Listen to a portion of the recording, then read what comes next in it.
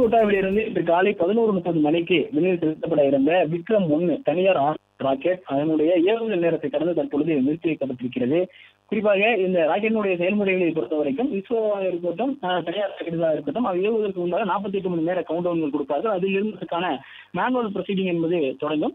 இறுதியாக அந்த ராக்கெட் விண்ணில் செலுத்துவதற்கு 10 நிமிடங்களுக்கு முன்பாக ஆட்டோமேட்டிக் லான்ச்சிங் சீக்வன்ஸ் என்கின்ற ஒரு அமைப்பை செயல்படுத்துவார்கள். அந்த அமைப்பு முன்னோட்டமான கட்டுப்பாட்டை எடுத்துக்கொள்ளும். அதாவது ராக்கெட்டை விண்ணில் செலுத்துவதற்கான அனைத்து பணிகளையுமே அந்த ஆட்டோமேட்டிக் லான்ச்சிங் சீக்வன்ஸ் என்கின்ற அமைப்பு தான் மேற்கொள்ளும். அந்த ராக்கெட்டை முழுவதுமாக ஸ்கேன் செய்து அதில் இருக்கக்கூடிய பிரச்சனைகள் எதுவும் இருக்கிறதா என்பதை எல்லாம் அது ஆட்டோமேட்டிக்காக அதனை கவனிக்கும்.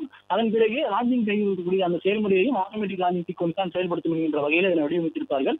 ஆனால் இந்த ஆட்டோமேட்டிக் லான்ச்சிங் சீக்வன்ஸை பொறுத்த வரைக்கும் அது 10 நிமிடங்கள் வரைக்கும், அதுக்கான அந்த கடைசி நிமிடங்கள் இருக்கும். அது வரைக்கும் அங்கிருக்கும் அனைத்து அனைத்து துறைமுகங்கள் சரியாக இயங்கக்கூடிய இருக்கிறதா, இந்த ராக்கெட் விண்ணில் செலுத்தக்கூடிய அளவிற்கான அந்த செலுத்தக்கூடிய நிகழ்வுக்கான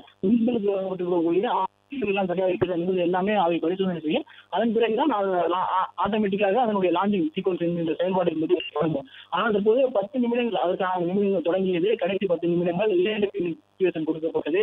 ஆட்டோமேட்டிக் லான்ச்சிங் சீக்வன்ஸ் அமைப்பின் மூலமாக ராக்கெட்டை விண்ணில் செலுத்துவதற்கான அந்த தானியங்கி அமைப்பு முறை செயல்படுத்தப்பட்ட பிறகு 5 நிமிடங்கள் வரை அந்த ராக்கெட்டில் இருக்கக்கூடிய செயல்முறைகள் பரிசோதனை செய்யப்பட்டது, அது ஸ்கேன் செய்யப்பட்டது. அதன் பிறகு